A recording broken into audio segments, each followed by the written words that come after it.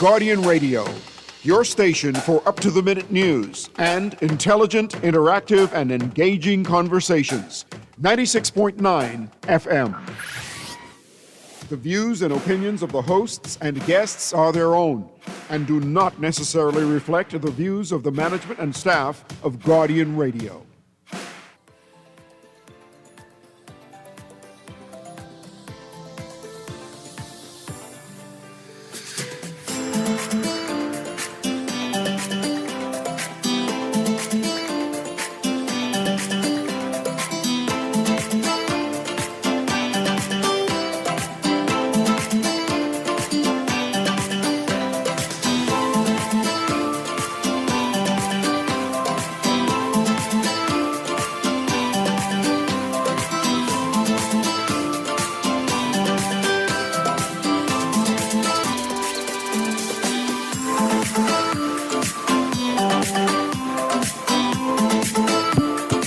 Good morning and welcome to Guardian Radio AM. Of course, today is Thursday, the July 17th until after 11 o'clock in the morning. Once again, this is C.A. Newry and I shall be your host for the day.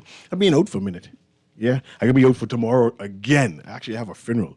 The passing and remembering of the late Francois Newry, who was Dr. Eugene's Newry wife. Oh, she was an aristocrat woman, a very loved woman. It's of a different age. You know those influential women of yesteryears, dainty, sophisticated, and I go to pay tribute to her and her family because she's added to the Bahamas since she immigrated to the Bahamas. She added a type of dignity to us in terms of who she is. I mean, she's in her capacity of being the wife of my cousin, Eugene Newry, she served the Bahamas too. I remember when Eugene was the ambassador to Haiti, and whilst she was there with him, accompanying him as his wife, I don't want to use the word attacked, but anyway, she ended up, I say, shot in the line of duty in the capacity of being the ambassador's wife. And for that itself, the Bahamas need to herald her and appreciate her for serving us for that. And I go to pay tribute to her tomorrow. I think that's 10 o'clock. So I won't be in. Erin Green will be hosting the show. Tomorrow will be an open line Friday. So she and you can talk about a range of conversations tomorrow. So I'm grateful to Erin for doing that for me. Today, or Thursday, I won't have an open line again today. There's so many things in the news I have yet to hash out to even give Erin homework on. Say, Erin, look this up for me. Right, look this up for me that be able to get some articles and put things together.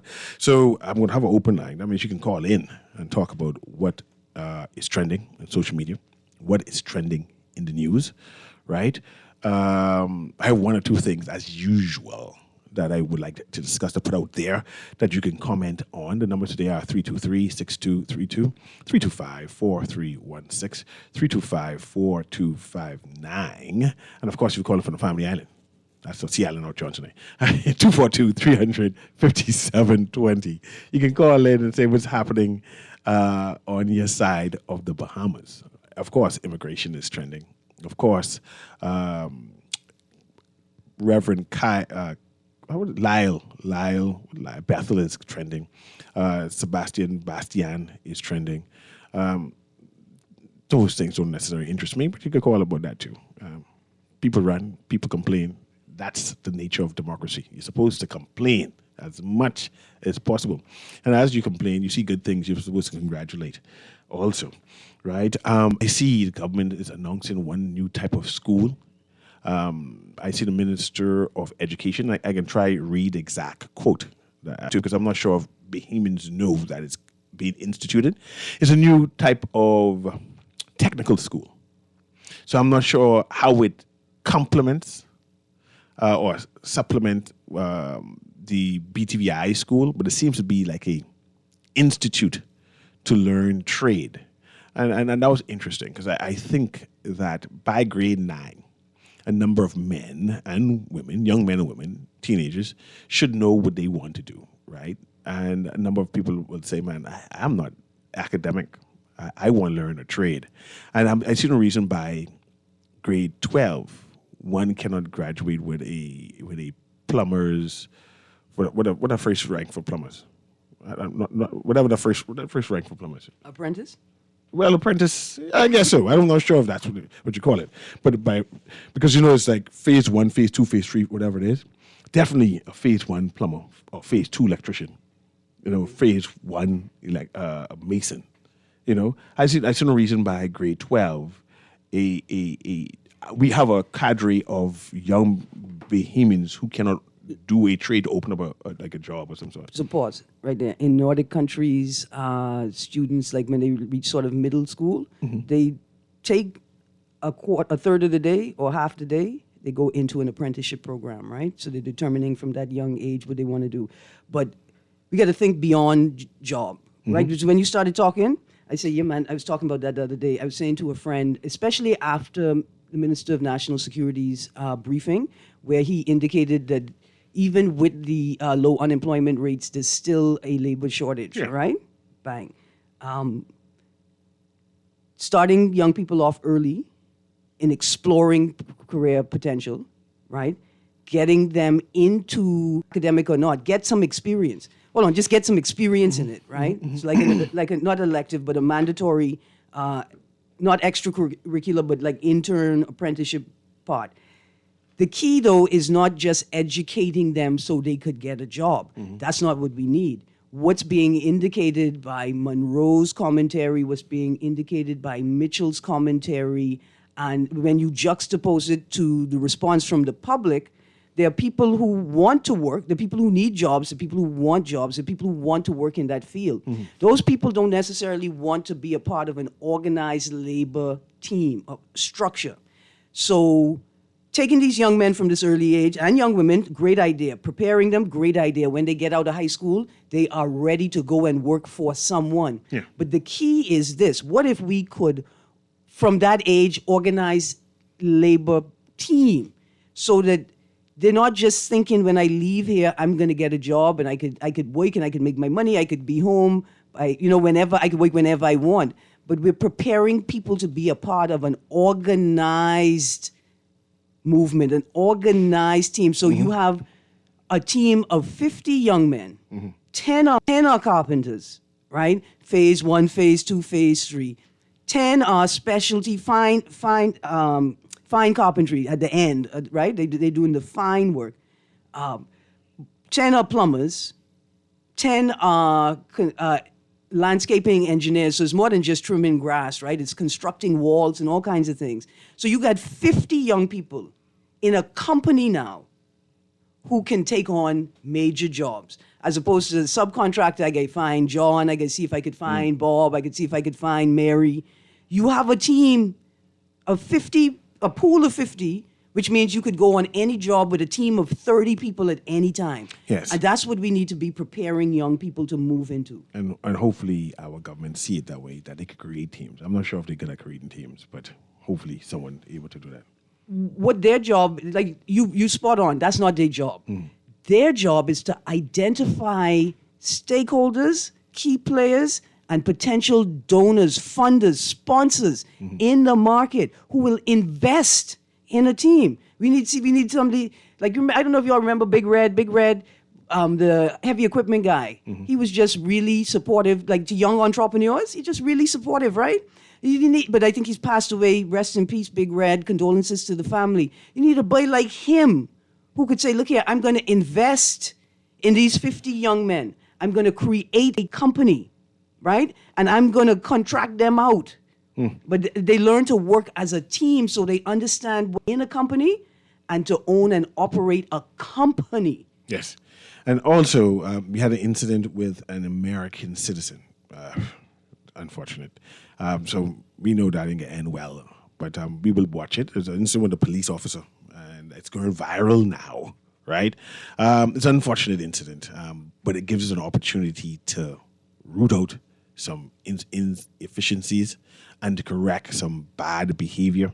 So I'm looking at it as a positive because some things need to be revealed. And we could talk about that too. Bahamians like record. Bahamians like record, and besides like record, we like to forward recordings. Yeah, because it's not, in all instances, the recording isn't necessarily the bad thing. right? Because here's the first question I'm gonna ask. Wouldn't it have been easier to turn on a body cam? Like, wouldn't it have been easier for every officer in the station to turn on their body cam? Or do we have enough body cams already? Hold on. See, that's the next thing. See, because that's a administrative issue. Yeah, but I'm asking if we have enough. We're supposed to. They keep telling us about the body cams. They keep. I thought we had about 20 in total. I mean, it sounds like You telling me this is like the computer in the car? I'm saying we have about 20. You mean this is similar to when they told us they put in computers with an S in the cars with an S, and it turns out that it's likely that the Prime Minister took the PR picture with the one computer in the one car? It is what it is. We have a caller now. Like I said, we have a number of things. I want to read some things into record. I'm going to let the caller start. Welcome, caller. Guardian Radio AM's open line Thursday. We're talking about what you want to talk about and highlighting things inside the news and giving commentary about it. How you doing? I'm doing great. I am doing great. Try to keep a PMA, positive mental attitude. Good. But CC Sweeting, under the guidance of the former principal, Mrs. Dolores Ingram, they had a program similar to what you were talking about, where they prepared the individuals for various trade jobs, mechanic, plumbers, and whatnot, right at the school. But just like everything else, when one administration comes and they change it and they whatever it is. And so I don't think the program ever, when she left, I think it, or when whoever took over, they had some different ideas. And that's a problem. But another concern of mine in regards to that, see, I live through Oxford Avenue, and right across from where I live, they are building the so-called this new health facility. And I'm concerned about the fact that there are a number of people working who are migrants, who are not Bahamians. And there are individuals who live in this constituency of St. Barnabas who are in need of work. And there are foreigners who are working on that job. That money is Bahamian taxpayers' money.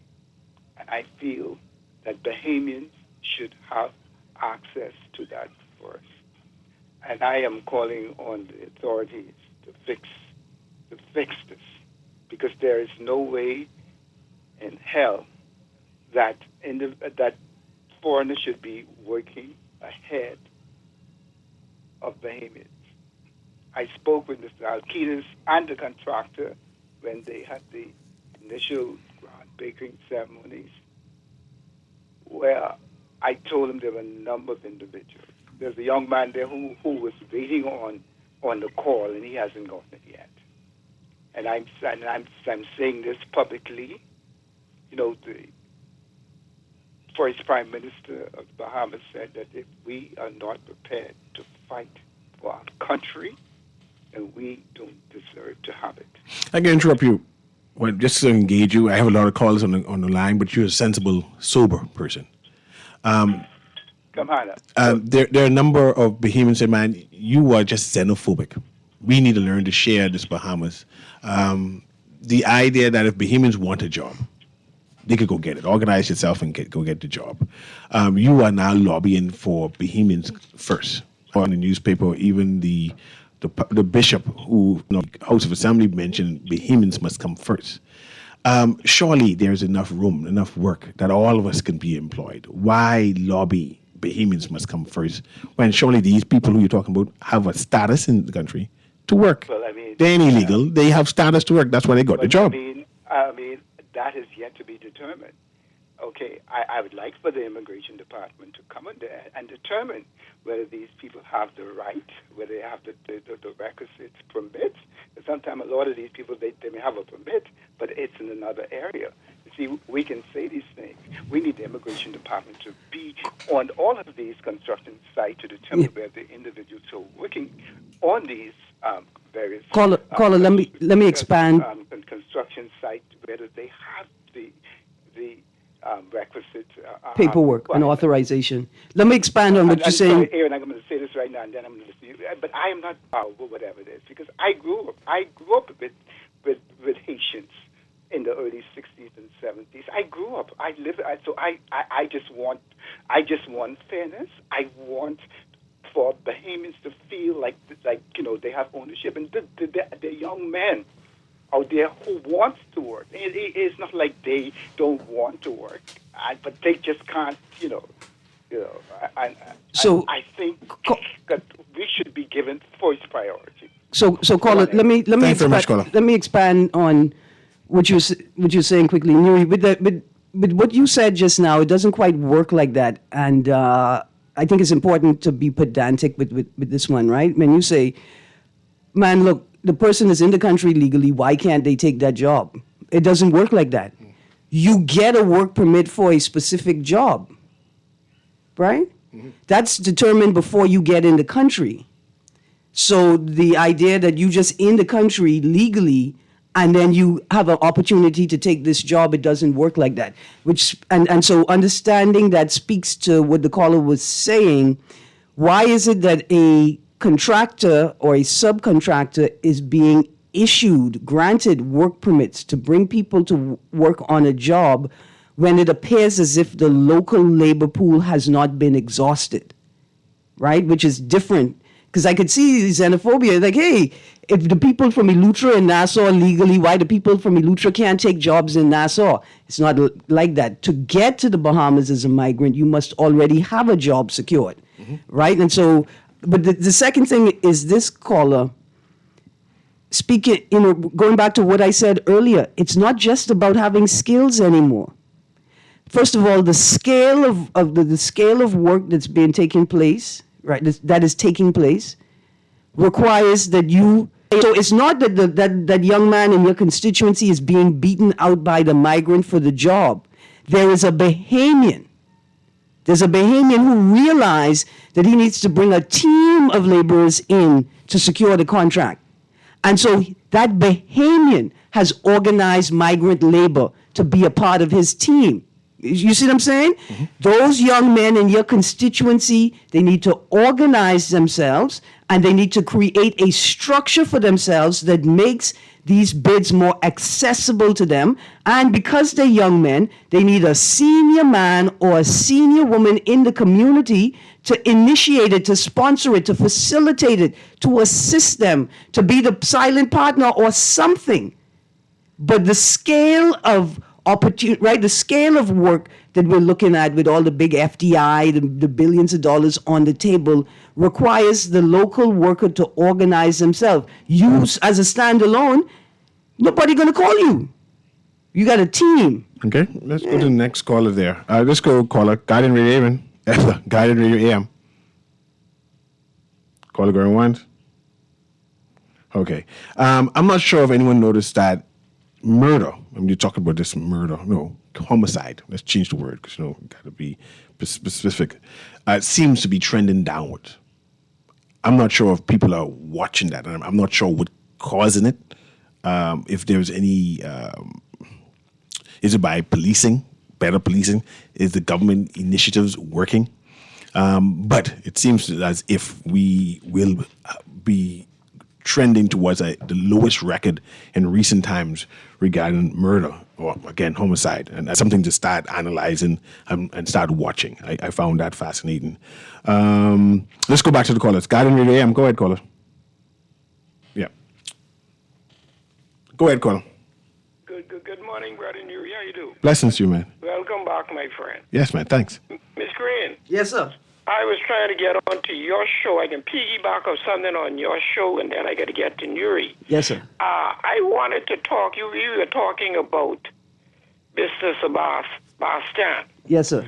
and the number business. Mm-hmm. All right? Now, I am not saying that he was always the number thing. I think number was always here.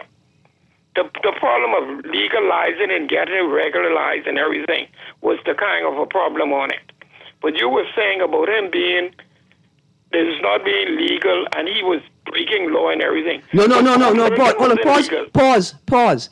I said, I'm asking the question, right? Mm-hmm. Of when did it become legal?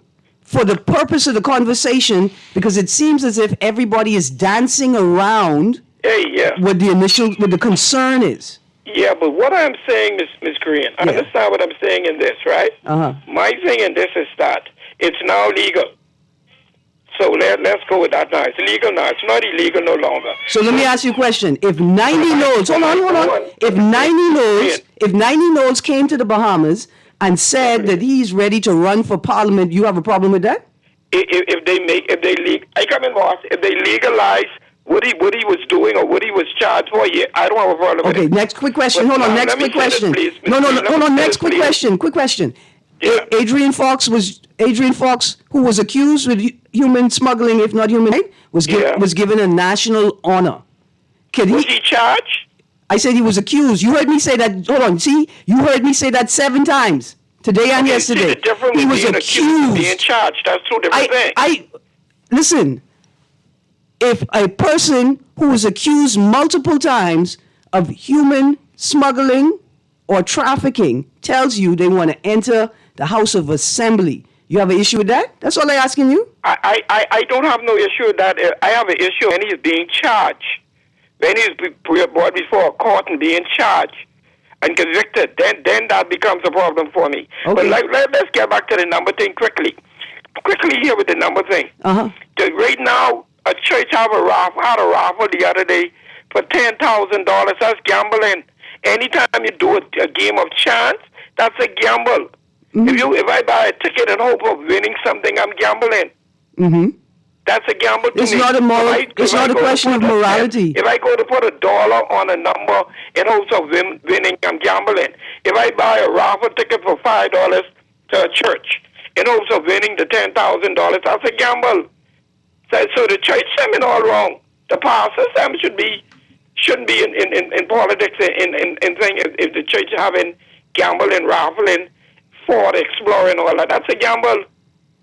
Thank you very much, caller. Let's move on next to the next caller. I'm not sure if you saw this quote. Recently, the former prime minister was interviewed, and I have the quote. I wrote the quote down. Mm-hmm. It says, I ain't even tell you which former prime minister. It is what it is, right? We don't need to come up with this parliament. We don't need to come to this parliament passing every darn law and don't mean an F. Let me read it again. We don't need to come to this parliament passing every darn law that don't mean F. This is our former prime minister said it, by the way. I'm quoting it because they played it in the news. I don't know what F means. That don't mean F. What F means? Fun. Sure, because I know he's going to come up with an answer for me. I just was shocked that our prime I know it don't very, mean, very Trumpish. I know it don't mean Freemason. It's very Trumpish. And I said, our former prime minister said that in the interview, and they play it over and over again. That don't mean it. Anyway, let's go to the caller. Go ahead, caller. Guardian Radio AM. Good morning, guys. You think Eric could get mad at me because I quoted the prime minister? Just checking. I mean, F means fiduciary. Just making sure. Go ahead, caller. I'm sorry. How are you all this morning? Good morning, sir.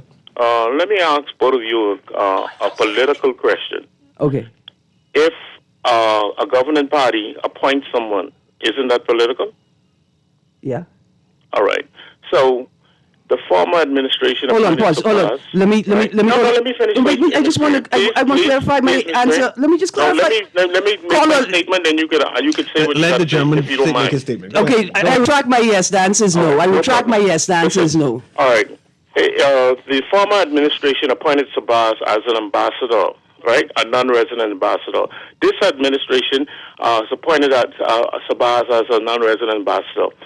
Doesn't he already seated himself in the political arena? Not in the House of Assembly. No, not in the House of Assembly, but he's working on behalf of the Bahamas government. We're not sure. What you mean you're not sure?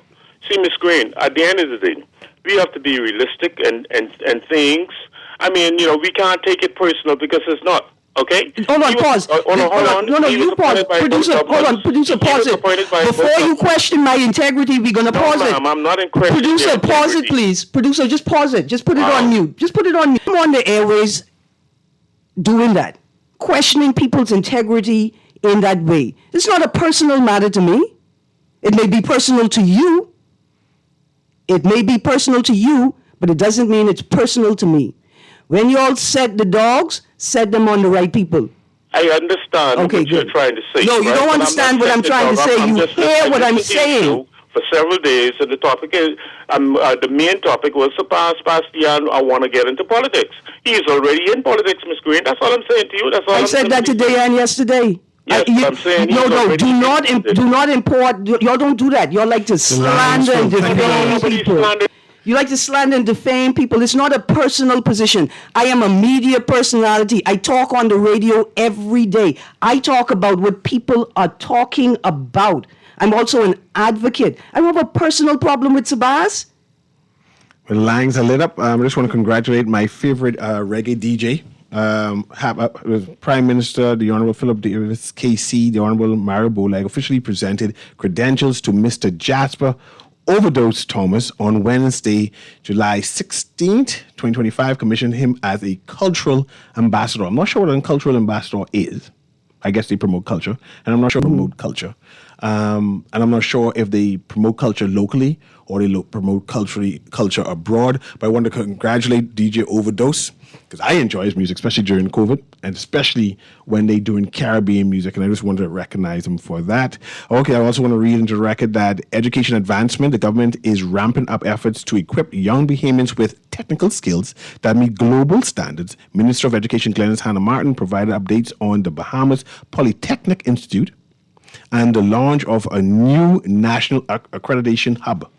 Minister Glenys Hannah Martin says Bahamas Polytechnic Institute, that's a new name, Bahamas Polytechnic Institute is set to become the country's premier center for education, bridging the gap between school and the workforce. I'm not sure how to work with BTVI, but I wanted to make sure let people know that exists. Let's go to the caller and we can do some commentary on that too. Man, y'all sound like y'all was round about Sebastian over the. No, not at all. No? Not at all. I don't understand it. You know what upsets me though, what is personal? People have been trying to use viciously to attack Lyle Bethel by tagging me in old articles, right? Where it appears as if Lyle Bethel was attacking me. Like that because I'm opposed to Bethel on some issues, I would just automatically allow myself to be used to attack Lyle Bethel. Y'all, please operate with integrity. Okay, let's go to the callers. Go ahead, caller. Guiding Radio AM is open line Thursday. Yeah. Now you see why we need regulation, Aaron. Mm-hmm. You see why it was so. I mean, it's so difficult for people to understand that all the government did was regulated something for you, and you thought it was legalized when it was always free. And this is here we are now paying for all of the resources that we have that are free. We are allowing governments to put a tax on it. They're regulating it, and guess what? The same thing is going on with our electricity. We could generate electricity, but guess what? We don't know how to get it to our consumers at a nice price. Because we got these old wires that's sucking up all the energy before it gets. So look, you need someone to come and tell you got to change your light bulbs to more energy-saving ones and pay them $1 million for that advice. So you pay for regulation, Aaron, and we believe it's legalization. Mm-hmm. That's that's really sad. Here it is. The freedom is in your hand, but until someone taxes it, then you have it. Yeah. Okay, thanks very much, caller. Yeah, man. We are now debating land reform bills. Finally, we could get to claim generation land, but tends not to belong to anyone individual. My concern is in the past in Acklands, they've had vast amount of land, and one part of the family just get all. They go whatever. They have legal agency and economic, right? Like they know what to do, and so they get there first, and right? Can you imagine my father being the first child, right? And then his little brother, who's down to 20, go on and claim all the land because he was smarter, whatever it is, or his great-grandchildren come and claim it. So, but the land ain't yours. You just happen to have the same name as me. And then you trace the land and you go on and get it first. Yeah, but you really leave nothing for me. The land is ours. It can't be yours. Yeah. It's ours, to share. So I'm hoping this land reform bills allow some kind of system that one person can't claim all the land. You got to institute some kind of corporation that the corporation itself, the institution itself, controls the mechanism of the land distribution. So I'm hoping that this with the land reform. I think that the government has launched a website similar to the website they launched for the creation of the cannabis industry. I think You still doing that? Okay, silent. Go ahead. Did you find it? Let me go to caller. Or you look for that while I go to the next call. Let's get all these callers. Yeah. Go ahead, caller. Guardian Radio AM. Calling you live. Go ahead, caller. Hey, good morning. How you doing? You're well, man. Go ahead. Yeah, right, man. This is an open line, right? Yes, open line. Talk with everyone. Oh, yes, sir. Yeah. Okay. Could you fully explain to me the reason why people have a problem with Sabas Bastian running in politics? Because I still don't get it. Because the guy is a Bahamian citizen, right? I mean, I don't know him from on the moon. I only know he's a number man, this, that, the next, right? But he still deserves the right to run if he wants to run because he's a Bahamian citizen. People have a problem saying that he rich or he already have enough money. So I don't think that you should be demonized for having wealth. I don't think anyone is demonizing him for having wealth, by the way. They having a problem with him running in politics. I think they are. I have no clue, but I think they are concerned about the gaming industry and him being to the table and possible corruption in gaming. I think that is a concern. It's a warranted concern. I mean, I assume he is decent. I assume every politician we have in the Bahamas are legal and honorable men. They don't do no conniving things at all, right? I believe that. I believe a number of people are concerned, say, hey, this gaming industry is moving. It's a multi-million-dollar thing. And whoever's at the table able to manipulate everything in the future, right? And they're concerned that him being at the table may cause problems in the gaming industry in the future. That's not him being rich. That's the gaming industry we're talking about. Some people question the way that it's happening. Some people are like, why it start off with whispers and then with this article in the paper. It was beautifully done. Talking this about is coordinated. This is if you want good politicians, you should pay them more money and right and it's the way that it's happening. Some people raise concern about. You mean that's deliberately orchestrated? It is deliberately orchestrated, and that's politics. Just that some people want to cast a blind eye that this is being done purposely for an end, whatever the end is. It doesn't bother me. I watch and try and make my money on the side. If the country fall down, right? I just want to have a raft to escape. Go ahead, caller, Guardian Radio AM. Caller Grand Ones. Go ahead, caller, Guardian Radio AM. Hey, Newry, what's up, man? Rachel, man, what you say? Yeah, you're on the other side of the bench this morning, but I make up mad and I ain't accused her none, but I think she didn't realize I wasn't finished what I was saying earlier. So on the Constitution with reference to gambling. I'm mad at you. Sorry about that. I let all these people know an application, and that application calls for certain criteria in order for you to get a job. And don't say you convicted of smoking marijuana or you may have been getting your money through nefarious means or whatever that. And don't say we'll accept you. Depending on what you do in life, it depends on where you go. We have a corrupt society we run it. So someone like a Minnis, Dr. Minnis, former Prime Minister, will come and say, oh, ain't nothing wrong with this, ain't nothing wrong with that. Because he ain't no bowl of fruits. He's that. And we need to get it right. Because we have an international community out there that's concerned about us. We got to do business with and well-being. Okay, yes, the boss is a baby. He has a right to run. So does CCP. He got a right to run. So does 90. 90 got a right to run too. So we have to look at these days in an honest fashion, man. You understand? It's a boss owned half of the buildings in this country. What you think the first thing happened he get those of assembly? Complications. Come on, man, you all think. We will deal with those complications when it arises. And I hear you. And and people have a right to complain, as people have a right to advocate for and against. And yeah, I agree. But then you got to think, you got to advocate for and against, thinking about it objectively, like Mr. Lang say. Let's do it with some common sense. Yeah. If he got 90 buildings in town and he got in the House of Assembly, come on, man. But let me get to my main point. Gambling was never illegal in this town. according to the British. I was trying to explain, go out to England and tell the British, we want the foreigners to gamble, but the Bahamians, no. The English said, according to our constitution, that cannot happen. Now, Finland them undercut the table, come back to the Bahamas, and made something called Erin Green, which we spoke about, a policy. That is a policy. But the Constitution said that no foreigner could do anything in this country that a Bahamian cannot do. So that policy that they made is ultra-virus to the Constitution with reference to discrimination. And if challenged in a court of law, that policy will fall. That's all I wanted to say. Good. But we don't challenge that. Okay. Thanks for taking my Thank you very call. much. It should be, let's say the good gentleman does pursue politics, frontline politics, and let's use that word, frontline politics. It would be amusing, someone who owns an entire media, a popular media station in terms of campaigning. I'm not sure if there's any rules about campaigning, because they sure in the have- media houses. in the media houses, And you own the especially when media you own them. You can talk about your owner. Surely you can talk about your owner. I gotta grab Stephen Aaron, because he references the Guardian, right?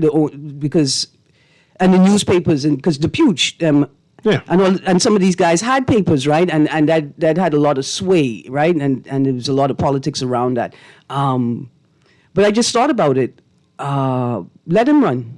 Maybe we'll have public declarations. Maybe somebody will We gazette can a never have public no disclosure. public declaration. I don't even want to see no public declaration no But more. see, this is what it is. If they can't do it now, I don't want to see it. Maybe come, the problem isn't Sabas. Maybe the problem is that the systems in place are so dysfunctional that it cannot tolerate a Sabas, right? Because everybody seemed to be fine with this complete and utter disregard for constitutional policy, for the public disclosure process. That's us. Complete disregard. What's going to happen? And nobody up in Hold on. arms. What's going to happen if Mr. Bastian's declaration is not published? There's no need for it ever to be published. Why not? I don't want to know how much money you own. Since they cannot declare it now, I'm not curious anymore. And clearly the Bahamian people are not curious because we're not demanding it. So I don't care if he ever I declared. could use that. Yeah, man. I can tell you where right now I'm going to put that on my asylum form. Anonymous. I'm not going to say I know that, but I just say people is be saying things like this. I got to go. Canada accepting people like you. You can't go to the United States. Trump sending you back. You can sit here and just bear it like how I bear it and crack jokes.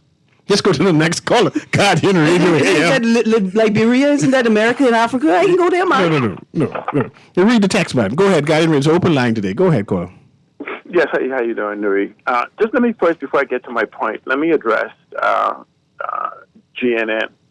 The Constitution in the Bahamas provides for three things. Another Constitution in the Bahamas, but the Constitution is just one thing. It protects, it permits, or it prevents. The Constitution in the Bahamas prevents nothing.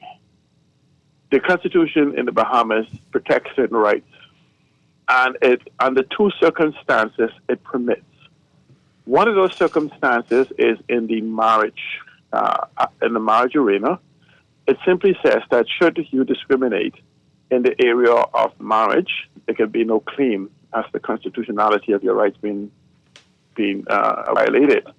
The second one is it permits discrimination in the gambling or gaming industry.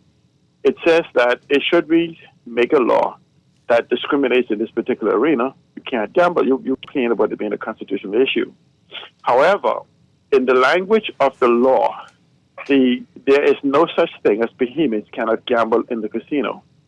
It says any person, any resident, I forget the word is like you here for certain things, right? Ordinary resident, whatever, 6 months or more, be prohibited from gaming in the casino, be Bahamian or foreigner. A foreigner that does not live, a Bahamian that does not live in the Bahamas for 6 months or more per year, that they live in TCI or something else, is permitted to game in the casino. So the discrimination is against residents, not against Bahamians, even though we say Bahamians aren't allowed to gamble. Move out of the Bahamas for 6 months or more per year, ordinary resident, and you could go into the casino and stay as long as you want and spend as much as you want. However, under the same gaming regulations, it gives the minister the authority by just verbalization right? And this is why you see these people get permit to keep gaming and doing different things, raffles and things. The minister could get up tomorrow and make a declaration that whoever wanted to go to the casino could go to the casino, because it gives them that authority. Okay. And so it's not against vehemence. Okay. Thanks very much. But ahead. I want to talk to the point of land, right? Like I think I told you that if you go into the restaurant today and you start shaking some salt into your soup, the cover open and the whole container of salt fall in the soup, and then you ask the waiter to bring you another soup. He takes that one back, puts it in a new bowl, and brings it back to you. The minute you taste the soup, you know it's the same soup. That's the law this is what is being done right now to address the land issues in the Bahamas. It's the same land. The Immovable Property Act has not been changed. Supposedly, I hear a speech concerning the Lyndon Pillin putting I can't remember what it's called, Ingram did the International Personal Land Holding Act replacing the Removable Property Act. The funny thing about it is it's coming from the Progressive Liberal Party. And if anyone wants to look at what attrition or separation of the humans, they only need to look under the Progressive Liberal Party's term since that International Personal Land Holding Act. In fact, during Perry Glasgow and Christie's first term, I considered that administration a real estate company. The only problem is they didn't sell real estate; they gave it away. I appreciate it. But let me just go ahead quickly. Yeah, I'm simply saying is that you don't. The way they're doing it is saying we're going to have arbitration, we're going to decide, and this person can decide for everybody, and you still have to pay for certain fees. If you examine this, nothing has changed. If you want to change to correct the land thing, we know when land ownership began. It began with the Queen or the sovereign. We only need to go to the sovereign title and work our way forward. You may reach to 1960 or whatever it is, or 1940, and then all of a sudden you see when no information is available for 20 years or 30 years, and somebody appears, they did a lot of transfers, and somebody appears with this new information, and then there's a gap. So the question is that if you start at the back, you've given See, Adam, we got to go. We got to take a quick break. Thank you very much again. I want to read this before we go to the break. I say a cabinet minister yesterday revealed that the U.S. government-backed institutions showed no appetite to finance the new $267 million hospital, while the UK offer emerged when the China deal was already 95% done. It seems like we just had a proxy war between the US and China, and it looked like the UK. I want to know what your comment on it, right? The Chinese responded, the United States responded, we responded. It is odd. Let's go take this quick break. When we come back, we're running through the text and we're running through the line. We're giving everyone 30 seconds now, man, because we're running out of time. Guiding Radio AM, we'll be right back.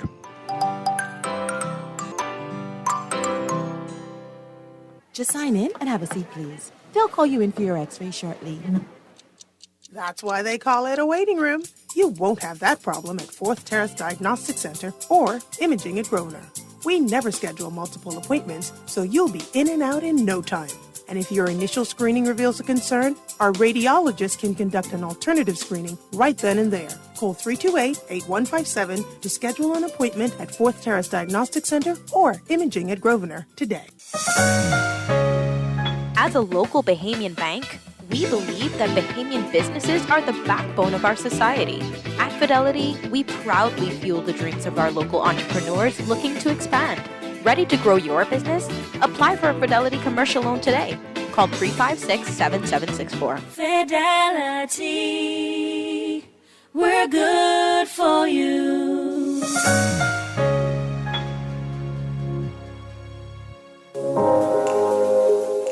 Love the show? Want to give your support? Become a sponsor today. Call 302-2300 for our rates and packages. That's 302-2300. Become a sponsor on Guardian Radio 96.9 FM. Fresh news, smart talk, all day. Hey kids, it's back. The Jeff Rogers Summer Basketball Camp, July 28th to August 8th at the Kendall Isaacs Gym. Monday to Friday, 9 a.m. to 1 p.m. for boys and girls, 5 to 18. Here and learn, including our very own Buddy Hield of the Golden State Warriors, Klay Thompson of the Dallas Mavericks, former Laker great Michael Sweet Bells Thompson, another great among the point guards back in the day, Muggsy Bogues, and many others. Application forms now at the Bahamas Conference of Seventh-day Adventists, Tonic Williams, Darling Highway. Call 341-4021 or check the website, jeffrogersbasketballcamp.com.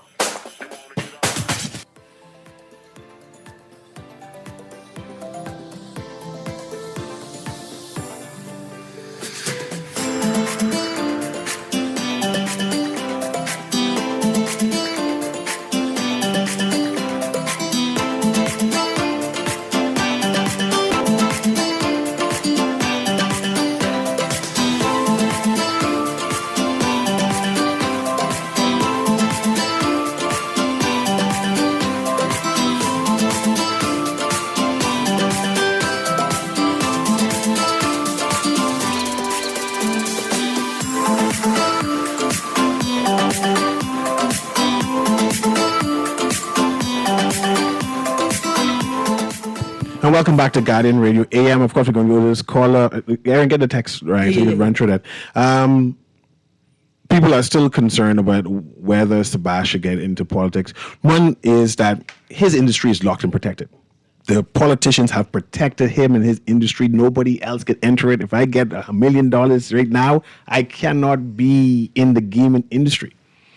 And if he enters politics, if I was him, I was going to protect my industry too. Nobody else was going to ever get into it here, right?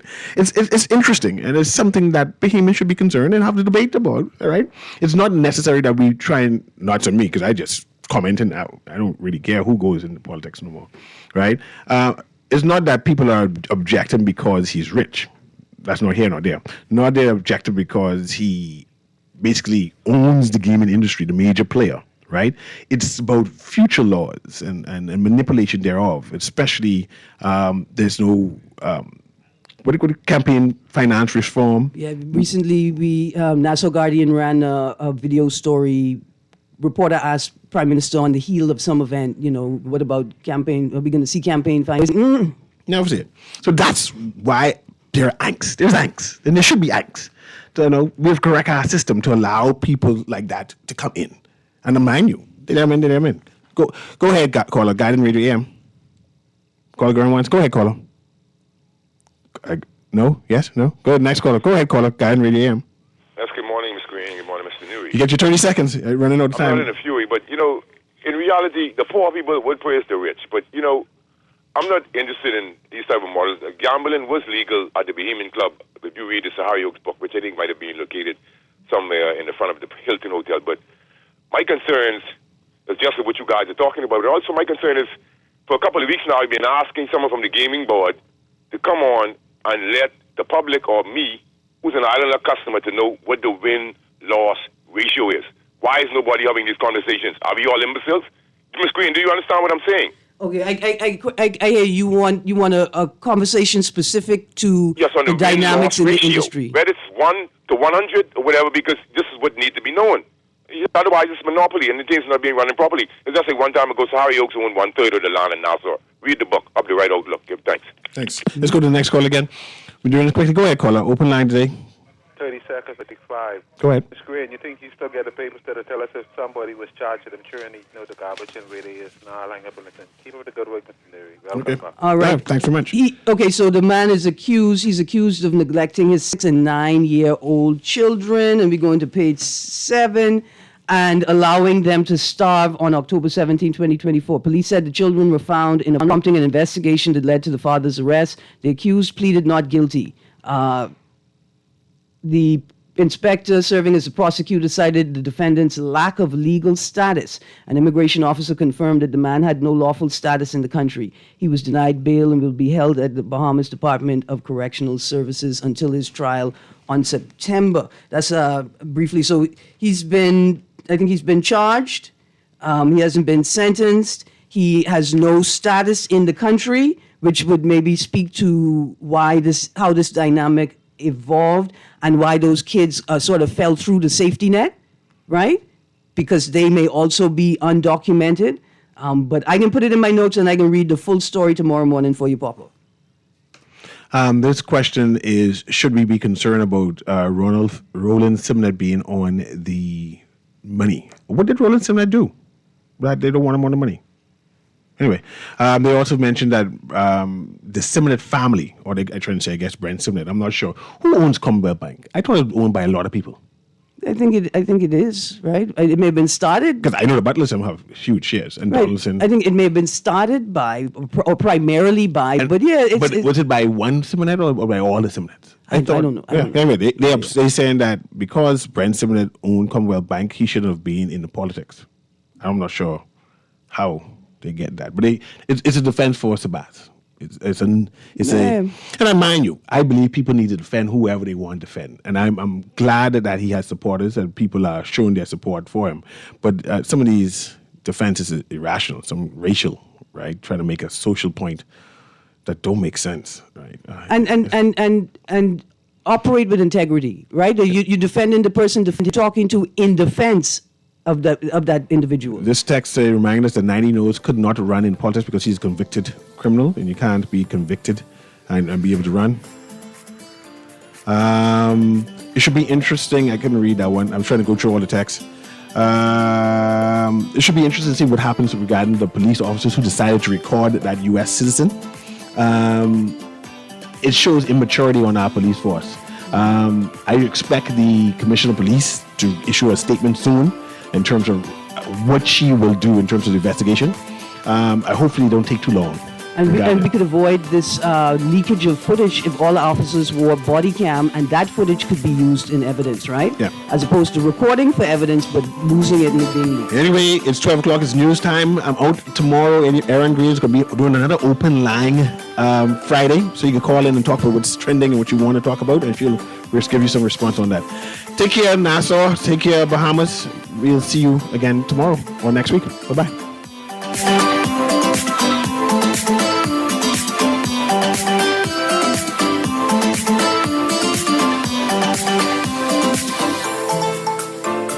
This is Guardian Radio 96.9 FM, streaming on GuardianTalkRadio.com.